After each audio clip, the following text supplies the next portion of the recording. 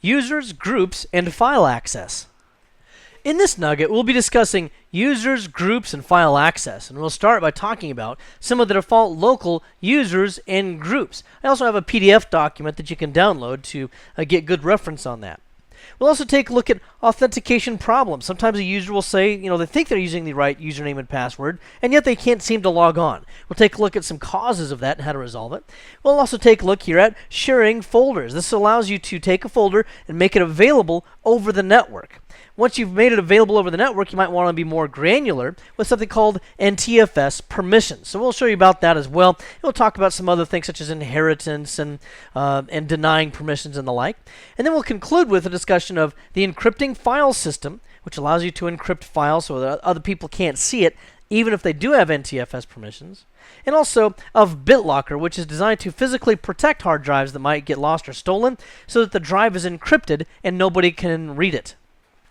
Now, as I mentioned in the introduction, we're going to be talking a lot about NTFS and shared permissions and how those interrelate and so forth. But one of the key things to understand, first of all, before you even get to that, is some more things about group membership. You see, when a user account is created, the level of privilege that they do or do not have really is not based upon that user account so much as it is their membership in a specific security group. So for local Windows computers, you'll have some local Windows group accounts that we need to talk about and understand before we can move on. Now, first of all, let's understand this. These are indeed local Windows group accounts as opposed to corporate domain level accounts. So in the domain, you may have other kinds of groups that you'd be a member of, especially if you were an IT professional. You might be an enterprise admin or a domain admin or a schema admin. Lots of other kinds of administrative groups. And of course, you can create your own groups as well and give them varying levels of privileges. But by default, we're looking at the local Windows group accounts, of which a person could commonly be a member. All right. Now, the first one there will be guests. And the guest security group, by default, doesn't actually do much of anything. By default, there is actually one single user account named guest, that would be singular, and the guest user account is a member of the guests, plural, security group. Now, the guest account is actually disabled by default on current Windows operating systems, but if you wanted to, you could enable it. Now, what we would do with this is we'd be able to just log in and log out, run any installed applications, just kind of click your way through the file system and shut down the system. But you really can't do anything else. And in fact, even if you were to create certain files or make preferential changes to, interface items, all of those are removed at the time that the user logs out. So this is really just for temporary purposes, maybe for someone who literally is just a guest, somebody from out of the office, maybe they need to log on real quick to check their email or something like that. You could use something like this for that type of a purpose. And also, let me go ahead and just show you that account. So if I go into computer management here on a Windows Vista computer, then remember, this is how we get there. We go to right-click on the computer and then choose Manage. That's how I got here. We've been here before.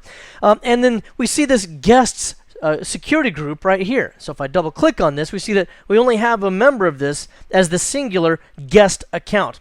Now, if I go up here to users, we see that that guest account is disabled. You can see that by that little tiny down, black down arrow. That means that that account is disabled by default, as is the local administrator account. And this is for security purposes because with Windows Vista, when you first set it up, it asks you to create an additional user account, which I've done here with my trainer account. And that one is also a member of the administrator's security group, so I have full control over it here. The reason why these two accounts are disabled is because a lot of hackers will know that all Windows systems have at least these two accounts by default, and so they can attempt to log on as one of those accounts, preferably, of course, the administrator account. Anyway, let's move on to the next one. Here we also have the users security group, and this would be anybody that you create. If I go into control panel or computer management in that interface that I just showed you, and I create a new user account accepting all default values, then it's going to make that user a member of the users security group. These people can do a lot of different things. This is the productive user that has everyday office types of responsibilities. They can work with their own data files in all these different ways. I won't read all these verbatim, but you get the idea. They can run their applications. They can change their preferences, what color wallpaper they want, and so forth. And those changes will be saved after a log off. They can access the network and do printing, and they can also do anything that a guest can already do. They cannot do these things, however. They cannot do system-wide types of settings because those things would affect the operating system security or stability, or would affect other users. And anybody that's a member of this user security group here really can only affect their own preferences and so forth.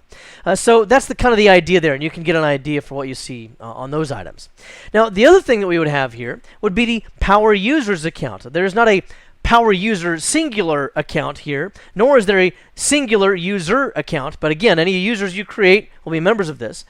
If you want someone to be a power user, you need to make sure that you add them to that security group because it's a little bit of a higher privilege. We can do all the things that a user can, but we can also do additional things such as create additional local user accounts. Okay, so you can certainly do that. You can modify accounts that I have created as a power user. If someone else has created a user account, then I might not have permission over it, because when you create an account as a power user, you become what's called a creator owner of that account. So since I created it, then I automatically own it, and then I have full ability to be able to make modifications to it. All right. Now, what I can do with this as well is to change the user permissions on my users or power users or guests. Notice that I cannot change permissions on higher level administrators' accounts. All right. Also, I can install and run applications, again, that don't affect the entire operating system. I can customize settings, control panel settings, things like this, change the date and the time. And but the things that I cannot do is to access other users' data without permission. So I can't just browse to somebody else's folder and start, deleting files or modifying files or anything like that.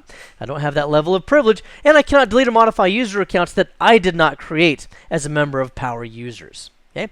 And then finally, there's administrators, which is the highest level security group membership that you can get on a local computer.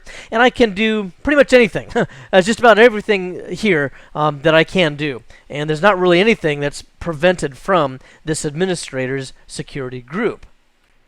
So then if I want to create a user account, I can do so directly in this interface. I can just right-click here, choose New User, and then I would just call them, Sam or somebody like this. And I could give them a full name if I want, Sam Jones, and a description if I want to, HR manager. You don't have to fill that stuff in. I do have to have the username, and I do need to put in a password for security purposes, of course. Then very often what we will do is, as administrators or someone with a higher level account, which is creating user accounts, like a power user as well, then we will leave this checkbox selected so that the user must change the password at the next logon. See, right now, I know the user's password because I just put it in. But if they change the password at the next logon, then that kind of gives me plausible deniability. So I can say, well, that user changed their password. I don't know what it was, so you can't claim that I logged on as that person and deleted all those files that somebody's in trouble about. Okay, that sort of thing. You can also specify that the user cannot change the password. This is not something we very often do for generic user accounts. That might be done for a service account. We can also say the password never expires. This might also be something that you would do for a service account, or maybe a test account or something like that. Normally, we don't do an awful lot of that, though. And then also, account is disabled. We would probably not do that on a new user account unless Sam is a new user. It's Friday afternoon. I'm creating the account right now. Sam is a new person that starts work on Monday. I can close a brief security window of the weekend by disabling the account for that period of time, and then when he comes in on Monday, I'll disable his account and allow him to log on, and then of course change his password at the next logon. That's probably the most common setting is this one right here that you'll see. Okay, for my purposes, I'm going to go ahead and leave it this way because I'm going to log on as Sam Jones, so it's not like there's any secrets from myself. in terms of the password, and I'm just going to go ahead and create this user account.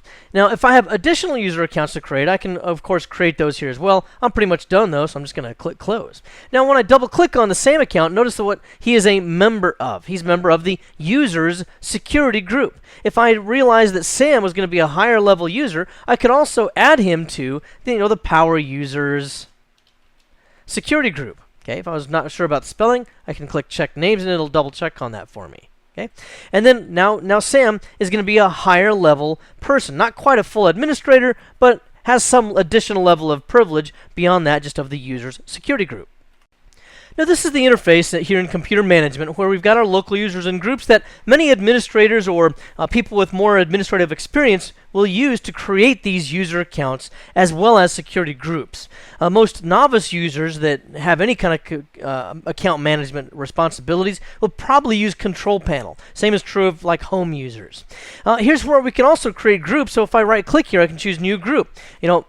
Sam is the member of, or he's in the HR department, so maybe I want to create a new group here called HR, and then I would just maybe add in Sam as a member. So I'll type in Sam here, and there he goes. All right.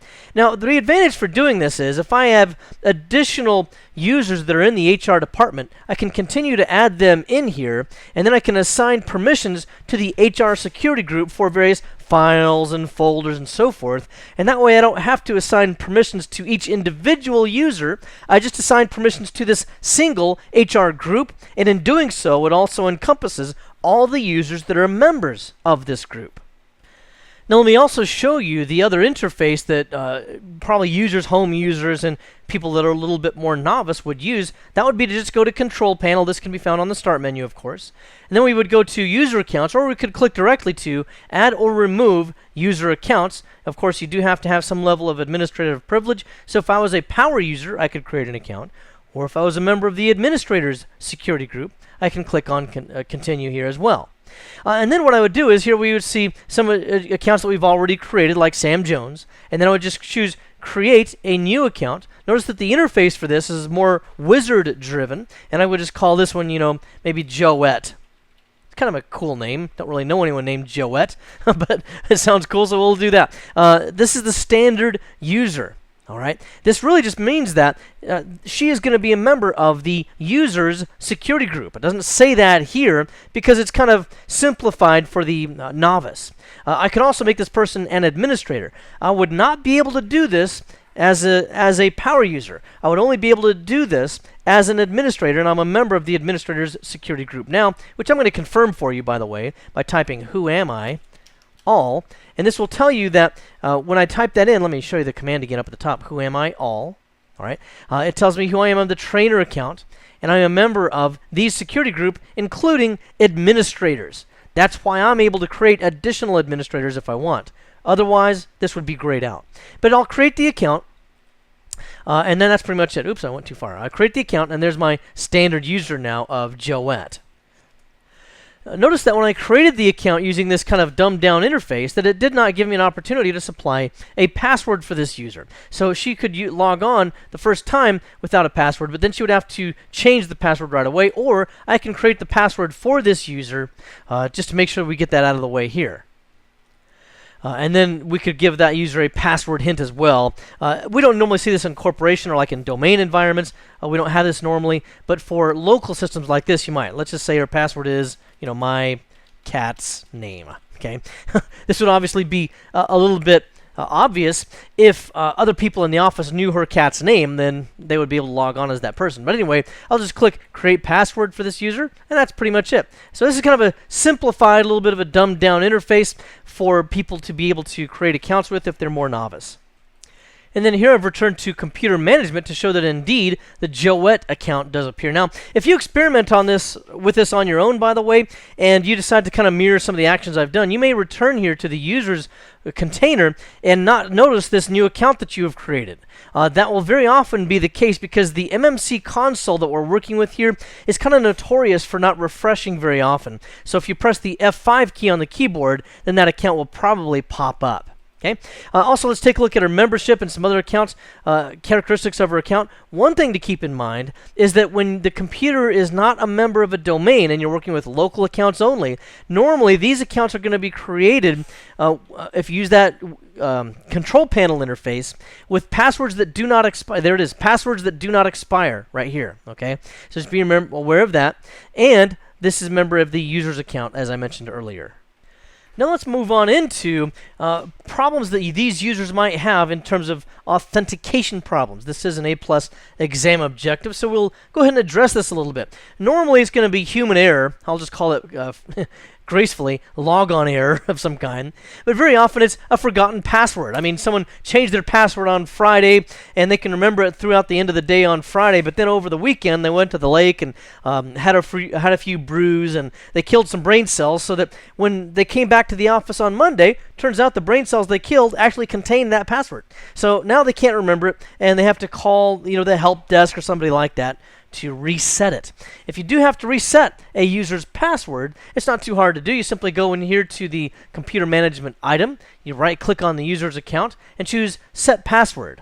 And then you can go ahead and proceed and enter in their new password here and repeat it. Okay, so that's pretty much all you have to do for resetting the user's password. Other things that they might do is have the caps lock key turned on. Now, very often in current versions of Windows, if you have caps lock on, then it will give you a warning right there in the interface before you type in your password. But many users ignore that or just don't happen to see it. So if you're on a help desk call with this, make sure that they do have caps lock turned off. Also, keep in mind that they may be logging on locally as opposed to the domain. Now, what we've been working with so far is really just local accounts, but this is actually going to be a totally different kind of a logon than you would have for a domain account. And then by way of example, here I have joined this Windows 2000 professional computer to the AccuSource domain, which is my own domain. And I might try to log on, and I might be getting denied logon. Why would that be? Well, if I'm using the, for example, administrator account with a password that is normally used on the local computer account, by looking at the interface, there's no real way to tell which one I'm logging on to. Because this account that would be a local administrator account will have a different SID and an actual different identity than the domain administrator account. They're two totally different accounts, even though they're spelled the same. All right. Now, a way to confirm what you're actually logging on to would be to click on Options here, and then I'd say, oh, I'm trying to log on to this computer as opposed to the domain, or vice versa. So that's how you can work with that as well here. Another thing you could do is you can type in the name of the domain first, such as AccuSource / administrator, and that would then force it to log on to the domain. Or I could do it to the local computer account instead, which I forgot what it was called, W2K Pro. Okay, so I could just do it this way as well if I wanted to just log on to the local computer, W2K Pro, and then enter in the password there, and then it would allow me to log on to the local computer instead. So a couple of different ways of doing that. And then finally, there's also another way of doing this if you want to log on to the domain, and that would be, administrator at accusource.net. Notice that, actually .local, I guess it is here. Notice that as soon as I entered in the @ sign, that it grayed out the logon to domain, because it knows that I'm going to enter in the actual domain I'm going to log on to right up here at the top. So several different ways of being able to log on there. Now, one of the things that could be going on here is that you might have an account that is locked out. Normally, you'll see this more likely in a domain environment, because there's a security policy that can be set that says that after, for example, 3 failed logon attempts, to lock that user's account for maybe 30 minutes. And this is all configurable in terms of the number of failed attempts and how long the account is locked out. But this might be an account where the user forgot the password. They thought they knew it, so they kept logging on or trying to log on with that password. And after 3 attempts, their account could get locked. If that's the case, then you would need to then unlock it. Let's say that this was the case with Sam here. Kept logging on with the wrong password and he got locked. Well, in a domain here, I would have to be able to then unlock that account. Notice that here on a local account, I don't have that option. You don't really have that limitation here. Although certainly in a domain, you could have locked accounts. Then you would just have to right-click on those accounts to unlock them. Then you can also have disabled accounts, as I kind of mentioned a little bit earlier. This would be true in the domain or locally. Here, for example, I've created a user account named Yvonne. And this Yvonne user account, notice that it's got the little black down arrow on it. Well, if it's been disabled, all I have to do here is to right-click on it and choose Enable Account. And it's pretty much the same for local accounts as well. Now this account should be good to go again and ready to log on. The other thing you might run into is there's no domain controller available. Now, if I created Sam's new user account that we worked with earlier, and we issued Sam a new laptop for his new job, well, if Sam tries to log on to it, but nobody ever turned on the wireless network card, usually there's a switch on those laptops to enable or disable the wireless network card. If that switch is turned off and Sam's trying to log on, then he will not be able to contact the domain controller to authenticate his username and password credentials. Okay, so that could be one issue. The other issue would be maybe he does have the wireless network card turned on, but he's logging on his first day from a different office where he doesn't have access to our domain controller. Or another option there might be maybe, and this is very often the case with traveling, salespeople and sales reps and so forth. If they're out of the office for an extended period of time, like 30 days, then the computer password attempts to reset at about the 30-day interval. And if it does not reset, then it does not authenticate against the domain, and then the user account can't log on either. So that could be another situation there where the computer's just been out of the office too long. It would have to come back into the office and be rejoined to the domain before the user could then attempt to log on as well. By the way, all of that is probably way more information than you really need for A+. That just happens to be Active Directory information that's just in my head, and I can't help but escape. Now, when the user does log on, they may continue to have problems accessing resources. So if they have resource access problems, this is actually known as authorization. You see, authentication is when we prove who we say we are, whether it's through biometrics, like an optical scanner, fingerprint scanner, or just a conventional username and password, or a smart card, those sorts of things. When we prove who we say we are, we have been authenticated. Once we're authenticated, we try to get access to something that's called authorization. And I can see whether or not I'm authorized to access a file share or to use a printer or something like this. So if somebody is trying to access something and they call you and say, hey, I'm not able to access this folder or use this printer, for example, check their group membership. Maybe they're not a member of the group that has been assigned permissions on that, or maybe you need to add the group to that printer's permissions or something like this. And then just check again the share and NTFS permissions, which is about what we're going to get into more detail here shortly. And before we start our discussion here about NTFS and share permissions, I first want to point out that when it comes to permissions and sharing things, there's a couple of locations here you really don't ever want to share or change permissions with. That would be program files, or if you're on a 64-bit OS, the program files directory and the program files x86 directories, and the Windows directory.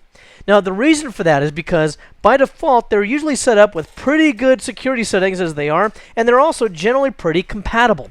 The only kind of situation I can think of where you might want to change these system files and folders permissions that we're discussing here would be if you had a software vendor that insisted on changing certain permissions there in order to get the application to work. If that's the case, you might just have no choice if that's a mission-critical application and you can't live without it. Otherwise, don't ever change those things because you can significantly open up yourself to security vulnerabilities, system instability, and possibly corrupting your operating system.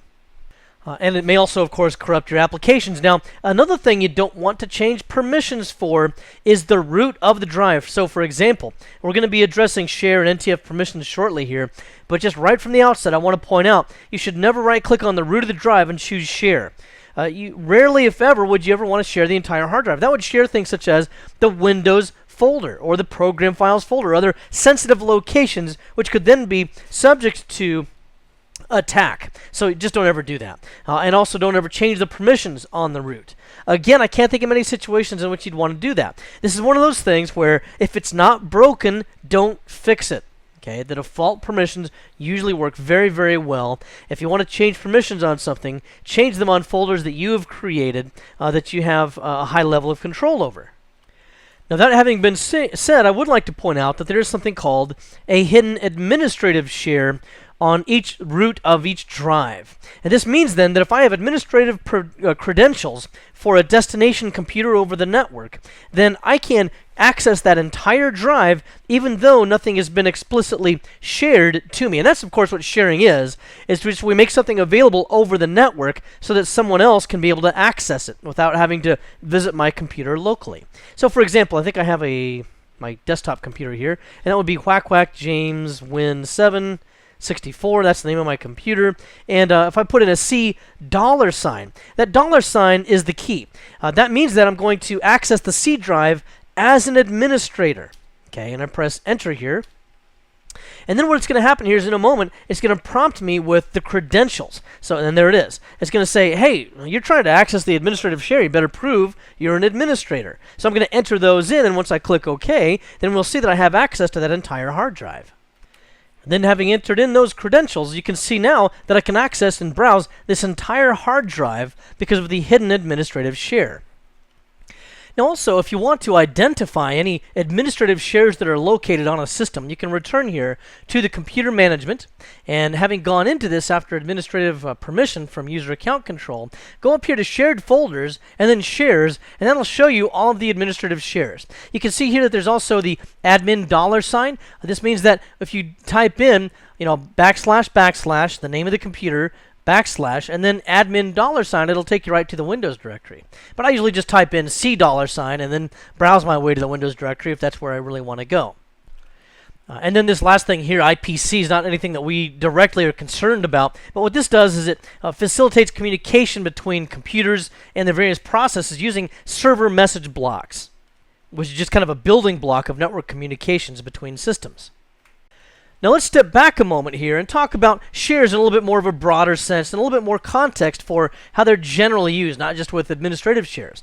First thing to keep in mind is that a share is really for the network only. This has no relation to local permissions. So if I'm seated at a computer, I should be able to browse probably most of the resources on the computer, regardless of whether or not anything is shared at all. If I'm concerned about someone locally browsing resources, then I'm going to have to use something more like NTFS permissions instead. Also, keep in mind that the share permissions are usually the first line of defense, and as a result, they're also a little bit more broad settings. This is because it's kind of the opening to the. If you think of a bank, the front doors of the bank, just about anybody can walk in there. But as far as the safe is concerned, where the safe deposit boxes are, that's a lot more specific. You have to have an account with a lockbox. You have to have a key for the safe deposit box. So it's a little bit more specific. Similarly, share permissions are like the front door of the bank, and the lockbox portion of the bank is more like NTFS permissions because they're much more specific. It's best to share your permissions, to adjust your share permissions and combine them with wise NTFS permissions. This again is going to be broad access, and then if you want to be more granular about who can access specific files and folders inside of the share, then you'll use NTFS permissions. Another thing to keep in mind is that when you share something, deny always wins over in share permissions. And we'll see that here in just a moment. And then I already addressed administrative shares, but for the time being, let's just go ahead and take a look at how we can work with some shares. So by way of example for sharing, let's demonstrate that a little bit. Here I've got the local disk C, and maybe I've got a share here. Maybe we want to go ahead and share this to everyone. Okay, so maybe I'll right-click on this, and I'll just choose Share, and I'll show you how this is normally done. The interface might be slightly different if you're working with Windows 2000. In fact, it's completely different if you're working with Windows 2000. But I'll show you here in a moment how you can access the same interface that you get with Windows 2000. Here, though, we see that the trainer is the owner. In other words, the account that I'm logged on as, you can see right here, the trainer account.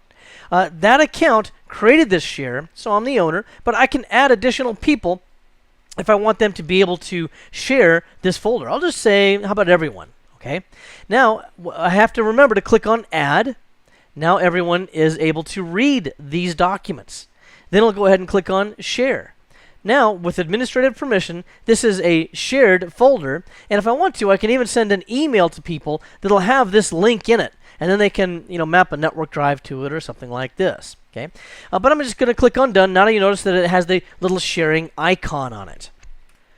So here you can see that over the network on a different computer, I'm going to drag it in here, I have connected to this share. Okay, so I just connected over the network to Vista Client 01, and now I can see that share. What's in the world? Oh, company picnic plans. That sounds like a lot of fun.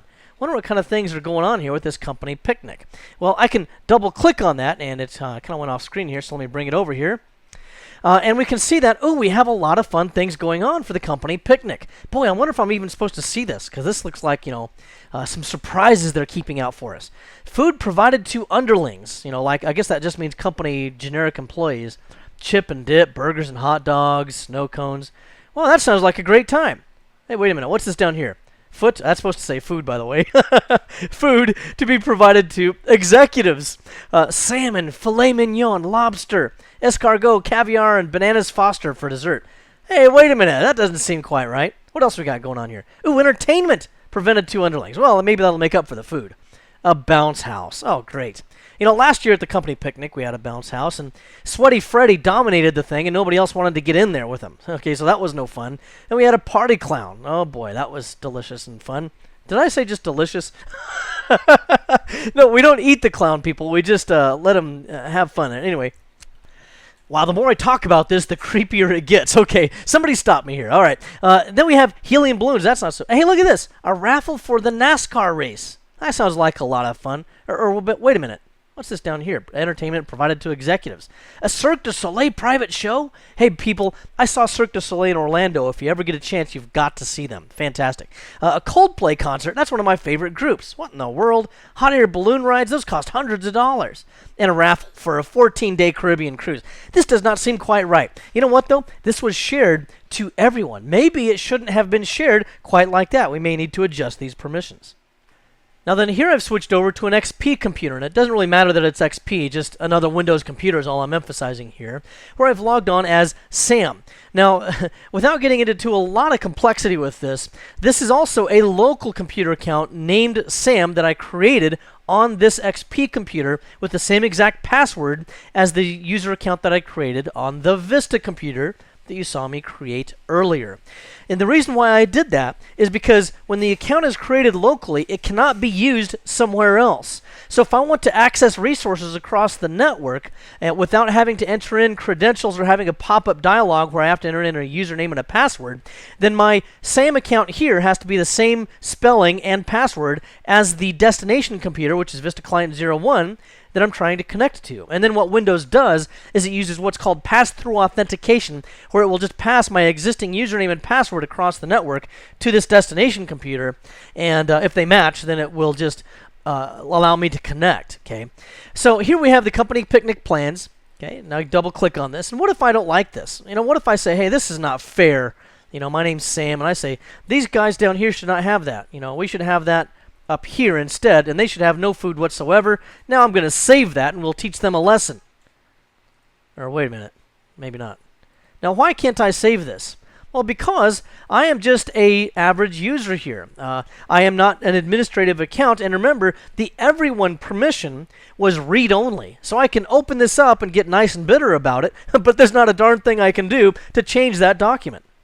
So that being the case, maybe Sam decided to take one of the folks from the IT department to lunch and said, hey, if I buy you a nice steak dinner, would you change these sharing permissions for me by right-clicking on that folder, and then you can choose Share, and then change the sharing permissions, add my little nefarious name into this mix, click on Add there, and then instead of making me a reader, which is the same permission I already have because I'm part of everyone up here, instead of making me a reader, how about making me a contributor? That would be the same as giving me change permission. If you're accustomed to previous versions of Windows where it had a different interface here, that would have been the same as change permissions. If I had changed it here to co-owner, that would have been the same as full control. Microsoft has changed the verbiage of this to make it a little bit more user-friendly. So anyway, now we click on Share and Continue.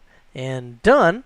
And now when Sam goes to that document, he's going to be able to change it and save the changes. So now, here Sam's logged on again here. Now he sees this company picnic plans. He double clicks on it and he says, this isn't right. I'm going to switch this around. See if I can get away with this. I'm going to put that down there. And then I'm going to take this good food here. And I'm going to put it up here for us underlings to eat. Okay, hopefully nobody will catch this and won't get in trouble. So anyway, he switched things around now, and he saves changes. Yes, and he's so happy. You can just see him sitting there, doing jazz hands and all that kind of stuff. In fact, you can't see me right now, of course, but even I'm so excited I'm doing jazz hands. It's probably a picture you want to get out of your head right now. Anyway, so that's how we can adjust the sharing permissions, and as a result, we can control what the user is capable of doing. Well, now back over here on the Vista computer where this share was originally located, someone looked this up. One of the executives opened this file up and noticed that somebody changed this around. That's not right. So he's upset. He found out that it was Sam that did this. So he can so what he tells us is the administrative staff, the IT department, has to right-click on Share to All and change those shared permissions. But watch this. This is where we have a little bit of a limitation. If I click on Share and change the sharing permissions, notice that there's no way for me to deny Sam Jones permission. I could click Remove, okay, and I'll do that even. But he's still part of everyone, so everyone still has read access. But what if they're trying to, what if they got a vendetta against just Sam? And we just want to deny only Sam, but everyone else can be able to read this thing. Then what we would have to do is to be more granular and go to Properties, then go to the Sharing tab. From here, we can go to Advanced Sharing. If I click this up here, this takes me to the same thing I was already looking at. But if I click on Advanced Sharing, then this will give me the same interface that we saw in previous versions of Windows, and like XP in 2000. And then what I would be able to do is go to the permissions here, and now I can choose Sam Jones Deny. Just deny everything. Can't change, can't read, nothing. Then I'll click OK. Are you sure you want to deny? Because that always overrides everything, and I'll OK everything there. And then, of course, when Sam tries to go back into that same document, then he'll double-click on this. Completely denied. It says, directory name invalid, but really, he's just denied entirely from being able to access this thing. In fact, the only reason why we can even see it at all is because this window was still open. If I were to close that and try to reopen the same share, it wouldn't even allow me to browse to this location to even see the file name. So the executives got together and they said, hey, if Sam's going to do this to us, we're going to put him on the picnic cleanup crew, along with anybody else that decides they want to complain, okay? So that's what they've decided to do now. Now, the challenge next is they want Sam to be able to see this folder over the network so that he can know he's on the picnic cleanup crew, but they don't want him to be able to even open the company picnic plans. If they change the share permissions and deny him permission over the share, he won't be able to see either one. That's too broad, and that's going to kill both of the objectives. So now what are we going to do? Well, this is where you turn to NTFS permissions. And what happens with NTFS permissions is it's really pretty much the primary file access control. It's the overriding way of controlling who can see or modify different things. It's also going to be much more complex than just a generic share. So you do have to be aware of that. And we'll see that a little bit here as we go along. As with share permissions, a deny on any of the NTFS permissions will always win out. It will be denied access to that resource. Also, we'll take a look here in a moment of the effects of moving or copying NTFS files. So first of all, if I go back to the shares here, you're going to see that on the sharing permissions that I've just gone back to making it the way that it was before. Okay, so that we have everyone as reader. We don't have Sam in this anywhere. We didn't deny him permission anymore to the share. As a result, if I go back over to Sam, then we can see that he is now able to see these documents. He can see that document, but we really don't want that. And we can see that he identifies that he's on the picnic cleanup crew. Okay. Now this again is too broad. So we want to lock him out of this file, but allow him to see this file. And we can do that by using our NTFS permissions by going to the company picnic plans, choosing Properties, and then Security. Now the Security tab could just as easily have said NTFS or something like that instead of what it does say.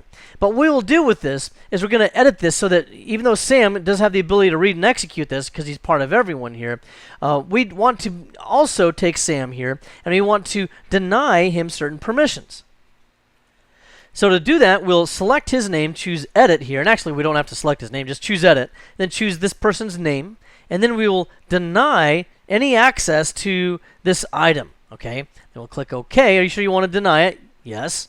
and OK. Now, as we switch back over to Sam's XP computer, when we press F5 here to refresh the screen, we'll notice that he can no longer see that other document that identifies the food and the entertainment and all of that. He can only see the picnic cleanup crew, and that's all he knows about this picnic. Now, if Sam comes back into our good graces, maybe he groveled and begged for forgiveness or something, then maybe we would grant him access again to the company picnic plans. Now, as a review here, real quick, let's go back to the properties and security. Remember, the reason why he can't see it right now is because he's denied access on everything. Okay. Well, sometimes that gets to be confusing, especially because a deny is so overwhelming and always kind of the trump card for everything. If you've got dozens or even hundreds of files and folders in this, it can get really complicated trying to determine who can do what. So I'm going to show you two things here. First of all is an effective permissions item, and secondly would be how you can use the power of inheritance to kind of override things. So here I'm going to go into the properties of that file again. I'm going to go back to security and then go down here to advanced. Notice that there's an effective permissions tab here. If I'm not really quite sure what permissions Sam has, because he's a member of multiple groups and some have varying levels of permission and so forth, I can click select here and type in Sam, and I can see what level of permission he has. Okay. And now, as I scroll down through this, I see he has no permissions whatsoever. Okay. What if I change that user account? What if I added in instead, trainer? Okay. And I added that person in. We'll notice that the trainer account has full control over everything. Okay, so this is a new tab that came out with Windows Vista, which makes it a lot easier to decipher what kinds of permissions various users will have. Now, if this got to be really complicated and we just wanted to reset all these permissions to what the permissions are on the parent folder right here, then I could right-click on this and go to Properties and use the power of inheritance to flood the permissions on down through all the children. And then by going to the Advanced tab, or button right down here, then I could go into Edit, and then I could say replace all existing inheritable permissions on all descendants with inheritable permissions from this object. In other words, whatever the permissions are already right here, I'm going to apply those to all of the children. It will replace any explicit permissions that have been set. And now when I go back into this document and look at its security tab, you'll notice that there is not a deny on Sam here anymore. Okay, so by doing that, we've flooded the permissions of the parent folder on down to the children. And then if I go back over to Sam's logon over here, we'll see that he can once again now see the company picnic plans. Now, again, of course, this only applies to NTFS permissions. If this original file system is actually a FAT32 file system, I won't get any of the capabilities to be granular in the level of control that I just showed you. All that really relates to NTFS. Now, FAT32 and other file systems can still use shared permissions, but those security tab items that I showed you, only NTFS allows that. So if I am on FAT32, for example, and I want to convert it to NTFS, then I would have to type convert the drive letter C colon, in this case, the file system to NTFS. That's the command line that I would type in to convert it to NTFS. This would actually require that I restart the computer because the C volume is mounted and in use by the operating system right now, so it would have to be rebooted. If it was an additional drive, like a D drive or an E drive or whatever, then it might allow me to do that in this case. And I don't know that this is an exam issue, but I just want you to know about that kind of as an FYI. Now let's take a look at something else here, and that would be what happens when you copy or move a file or folder to a different location. Okay, so here if I look at our security permissions again, then we notice that Sam Jones here has, he's inherited permissions that are modified. What if I decide to go ahead and edit this and give Sam Jones full control? Okay, so I'll click at full control and click OK and click OK. Now, it doesn't really matter that he has full control or whatever the specific permission is. All I want to show you is that I made a change. Now, the key thing to remember, I could go through all different kinds of descriptions with this, but the key thing to remember about moving or copying files and whether or not it retains its original permissions is this. The only time it will retain its permissions is when you move it to another location on the same volume. So, if I drag and drop this to whatever this folder is, okay, and if we go to the permissions of this same document now, then we'll see that Sam Jones has full control. So he retained that explicit full control permission whenever we moved him to another location on the same volume. Now, back here, if I were to instead copy this, and I'm holding down Control now to the destination location, then when we go over here, we'll see that the actual permissions now are nothing. They're just inherited from the original folder of the, whatever this is, ACT data. Okay? So that's the key thing to remember. The only time it retains its permissions is when you move it to another location on the same volume. Now, this can get more complicated when you take a look at cumulative share and NTFS permissions, as well as if you combine the two. So let's take a look at that. For example, maybe my user account is a member of 3 separate groups. One of the groups that my account is a member of has full control. The second group has change permission. The third group has read permission. What's the cumulative effect of my capabilities on this share since I'm a member of all 3 of the groups here? Well, in this case, you would have the most liberal permission. Okay? So if you have group membership to each group that has each one has different permissions, you always wind up with the most liberal permission. Same is true of NTFS permissions. If I'm a member of one group that has modify only permission and another group that has read only permission, then what I get is the most liberal of the two. And so again here, I would wind up with modify permission. Okay. Now let's take a look at something else that might happen though. What would happen here is if I had both the share permission of full control and NTFS permissions of, let's say, read-only access. Okay, then what would happen? Would I have full control once I connected through the share and I accessed the files and folders inside of it? Well, what happens here is the most restrictive of the two will win. So in that case, the read access would be the effective permission between share plus NTFS permissions. Now, another thing we could do is we could use something called EFS, or the encrypting file system, if we wanted to prevent people from being able to see this file, even if they normally had share and or NTFS permissions to at least read it. Okay, so people can see this, but we want to completely conceal it from them, even though they have permission. What I could do with that is I could go to the properties of the file, go to Advanced, and I can encrypt the contents to secure the data and click OK and then OK again. And then I want to encrypt the file only. You can also choose the file and its parent, but I'm going to choose only that one file. Then what happens is, notice that it changes color. For the user that owns this file and that encrypted it, well, we have the ability to fully modify this and transparently edit it the same way we might always have had permissions in the first place. But other people that now try to access this, notice that when I try to double click on this now, I'm access denied, even though if I go to the permissions or the properties of it, I would have seen that I actually have permission to be able to at least read it. But because it's been encrypted now, I no longer have that capability. Now let's conclude here with a discussion of BitLocker. What this does is it encrypts the entire drive. What I just showed you there with EFS, that encrypts an individual file or a folder, but BitLocker is full drive encryption.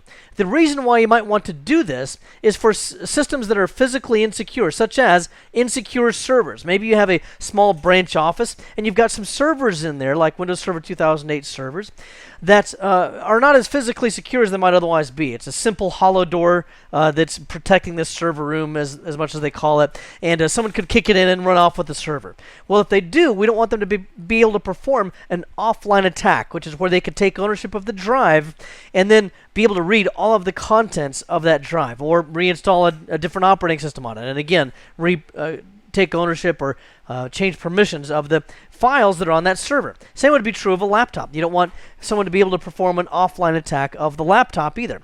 And another example of that is, you can put Linux on something like a USB flash drive, boot from it, and then change all the permissions that were NTFS permissions on the hard drive, and then be able to view them. So those are the kinds of things that we're trying to protect ourselves from with BitLocker. What this requires is one of the more current operating systems, such as Windows Vista or Windows 7. For server side, you can also do it with Windows Server 2008. And it also requires something called a trusted platform module. This is something that's going to be integrated into the motherboard, and it's a kind of a safe box for the encryption keys for BitLocker. When the system boots up properly and it detects that it has not been tampered with or that there's not an offline attack in progress, then it will allow that key to be released and then to decrypt the drive and for the system to boot normally. The user experience of this is completely transparent in most cases. Also, this does also require a second volume, because what happens here is, if this is my hard drive, then if I want to encrypt this whole thing, then I won't be able to boot the system anymore. Because I have to be able to at least access the boot files, right here, as the first volume, and then the rest of this can all be the second volume. Okay. If I were to encrypt the boot files, then there would be no way to ever boot the machine. So that will be left unencrypted, and then after the boot process gets started here, it will then be able to access the TPM, release the key, and then it will decrypt the rest of the volume so that I can access it. Anyway, just be aware of the fact that BitLocker is an additional option that's available for Vista or Windows Server 2008, or like I said before, Windows 7, even though 7 and 2008 are not part of the exam. In this nugget, we talked about users and groups and file access. We started off by talking about the default local users and groups. Remember, in a domain, there's a lot more than these, but we have at least things such as power users, guests, administrators, and the associated user accounts that are also members of those groups. We took a look at authentication problems that people sometimes run into, such as just forgetting their password or getting locked out. We took a look also at shared folders. And the way you do this is, of course, you right-click on a folder and you choose to share it, and that makes it available over the network, although it doesn't have any local security implications. NTFS, however, does have both local and network security implications, and you can be much more granular with what people are able to do with NTFS permissions. We took a look also at the encrypting file system, which is a great way to conceal a file from prying eyes, even if the users would otherwise have at least read-only permission to that file. Well, you can prevent them from even being able to open it with EFS. And then BitLocker, of course, is designed to protect us from physical exploits when people are able to steal laptops or servers and be able to then look at the contents of the drive. With BitLocker, it encrypts the entire drive so that they're not able to do that. Well, I hope this has been informative for you, and I'd like to thank you for viewing.